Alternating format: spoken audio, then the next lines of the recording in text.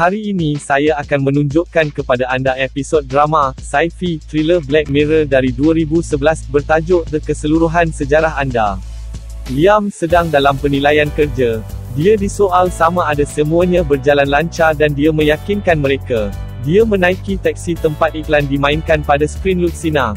Dia tidak pasti bagaimana penilaian itu berlaku, jadi dia mengeluarkan alat kawalan jauh kecil dan memerhatikannya semula beberapa kali, memberi perhatian kepada ekspresi mereka dan semua yang mereka katakan. Peranti di belakang telinganya dipanggil Grain, sedang menayangkan ingatan terus ke matanya dengan lebih terperinci. Semasa dia menaiki penerbangan, dia diminta oleh pihak keselamatan untuk memundurkan minggu terakhirnya. Komputer memeriksa setiap orang yang dia telah berinteraksi dan dia dibenarkan untuk penerbangan. Isterinya Fionn berada di majlis makan malam di mana Jeff sedang menonton kembali kenangan dari penginapannya di Hotel 5 Bintang. Dia berkata ingatan itu hancur kerana permaidani yang koyak. Liam tiba dan disambut oleh Lucy. Mereka bercakap kecil dan dia memberikan minuman kepadanya. Semasa dia masuk ke dalam bilik dia melihat isterinya bercakap dengan seseorang. Dia datang dan mengatakan dia tiba lebih awal dan bertanya bagaimana penilaian itu berjalan. Jonas berjalan dan memperkenalkan dirinya. Para tetamu bertanya kepada Liam tentang penilaian itu dan dia berkata dia tidak pasti bagaimana ia. Sila like dan subscribe channel kami. Terima kasih. Berlaku, jadi mereka cuba paksa dia untuk menontonnya bersama-sama. Jonas menunjukkan betapa dia tidak selesa, jadi mereka harus menggugurkannya. Ketika semua orang menuju ke makan malam, Liam tetap kembali dan memainkan semula apa yang dilihatnya semasa dia masuk. Lucy membawa masuk tetamu baru Halam. Mereka sedang makan malam dan membincangkan hubungan. Jonas berpendapat bahawa tinggal bersama satu orang untuk tempoh masa yang panjang adalah membosankan. Dia juga menyebut bahawa walaupun dia sedang menjalin hubungan, dia tetap menonton ulangan hangat sebelum ini kali dan mengatakan bahawa orang lain mungkin melakukannya juga. Lucy memberitahu semua orang bahawa Halam tidak mempunyai bijirin. Semua orang terkejut dengan perkara ini dan dia menjelaskan bahawa setahun yang lalu seseorang telah menyerangnya dan mengukur grainnya, nampaknya untuk menjualnya kepada seorang jutawan per. Selepas tidak memakannya selama beberapa hari dia agak menyukainya. Salah seorang tetamu menunjukkan bahawa kenangan sebenar tidak boleh dipercayai dan boleh dipengaruhi, jadi dia tidak boleh pergi tanpa biji. Liam dan Fionn memandu pulang dengan teksi dan menonton kembali penilaian kerjanya, cuba membuat rasa itu. Dia menunjukkan bagaimana salah seorang penemu duga melukis tanda yang mesti menjadi petanda yang baik, tetapi Liam tidak yakin menyatakan bahawa mereka adalah cucuk yang besar. Kemudian Liam menunjukkan bahawa Fionn ketawa pada setiap jenaka yang dikatakan Jonas. Mereka tiba di rumah dan menawarkan pengasuh untuk bermalam kerana dia terpaksa melakukannya. Tunggu 40 minit untuk teksi jika tidak. Selepas dia pergi ke bilik tidur ganti, mereka melihat kembali hari itu melalui mata anak-anak mereka.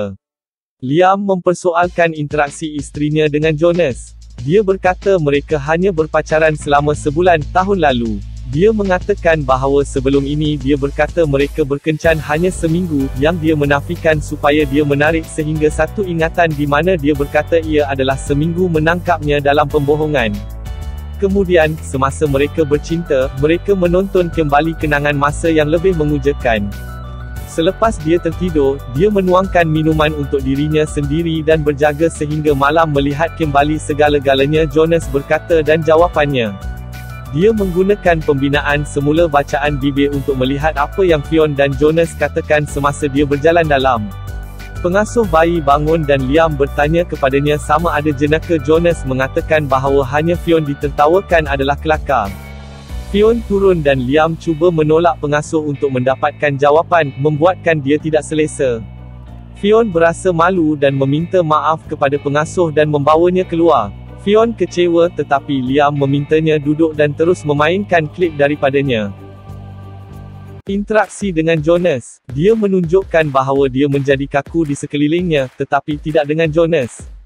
Dia menjadi taksub dan terus menyoalnya. Fionn mengakui bahawa mereka sebenarnya keluar selama 6 bulan dan mengatakan dia meremehkannya kerana ia berlaku bertahun-tahun yang lalu. Liam berkata bahawa Jonas bukan tahun yang lalu dan menunjukkan kepadanya bahagian yang Jonas bercakap menonton kembali bahagian panas hubungannya sebelum ini. Dia memberitahu dia untuk sedar dan pergi dalam kekecewaan. Dia terus minum sambil menonton klip yang sama. Tidak lama kemudian dia menaiki keretanya, yang memberi amaran kepadanya bahawa dia tidak sepatutnya memandu dalam keadaannya. Dia menolak amaran itu, muncul di tempat Jonas dan membenarkan dirinya masuk. Liam mengambil sebotol dan mula minum. Jonas berkata ia tidak baik untuk dia berjalan masuk seperti ini dan bertanya sama ada dia perlu menelefon Fionn. Halam masuk dan selepas Liam membuat jenaka yang tidak sepatutnya, dia berkata dia harus pergi. Dia menghirup sekali lagi, mengulas tentang bilik yang bagus dan bertanya sama ada ini adalah tempat yang dia mahu isteri dia.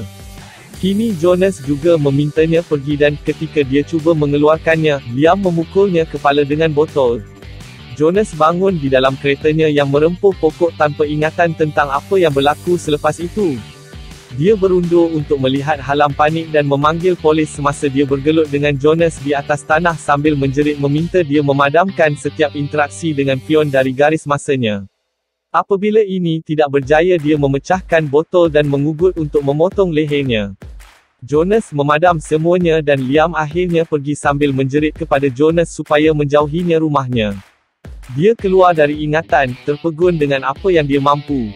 Dia pulang ke rumah, membangunkan isterinya dan bertanya sama ada dia bapa anak perempuan mereka. Fionn bertindak keliru jadi dia menarik semula interaksinya dengan Jonas. "Kristus, apa yang telah kamu lakukan?" dia berbisik. Dia pantas ke hadapan ke tempat semua kenangan Jonas bersama Fionn boleh dilihat dan di zoom dalam yang terbaru, 18 bulan yang lalu, ketika dia sudah bersama Liam. Lukisan bilik tidur mereka boleh dilihat di latar belakang. Air mata mula bergenang di matanya. Dia berkata dia minta maaf dan itu berlaku apabila Liam keluar selama 5 hari, tanpa malah memanggilnya dan bahawa dia mabuk. Dia bertanya sama ada mereka menggunakan perlindungan dan apabila dia berkata mereka melakukannya dia meminta dia untuk menunjukkan kepadanya. Dia berkata dia memadamkannya tetapi dia terus menolaknya untuk menunjukkan jurang kosong dalam garis masanya. Dia cuba memadamkannya tanpa dia melihatnya tetapi dia menghalangnya dan memaksanya untuk meletakkannya pada skrin. Dia tidak mempunyai pilihan kerana dia mula menjadi agresif jadi dia memainkannya semula kepadanya. Dia menyembunyikan mukanya semasa dia melihat semuanya. Fionn dan lukisan itu hilang. Liam sedang berbaring di atas katil, memainkan semula kenangan anak perempuan mereka. Semasa dia berjalan di dalam rumah, dia terkenangkan masa-masa indah mereka bersama ketika mereka gembira. Dia berada di hadapan cermin bilik air, termenung. Dia membuat luka di belakang telinganya dan mengeluarkan bijian itu. Tamat. Terima kasih kerana menonton. Langgan jika anda ingin melihat lebih banyak video seperti ini. Sila like dan subscribe channel kami. Sila layari peti deskripsi channel ini untuk beri sokongan anda. Untuk tonton filem-filem lain sila lawat playlist channel kami. Terima kasih.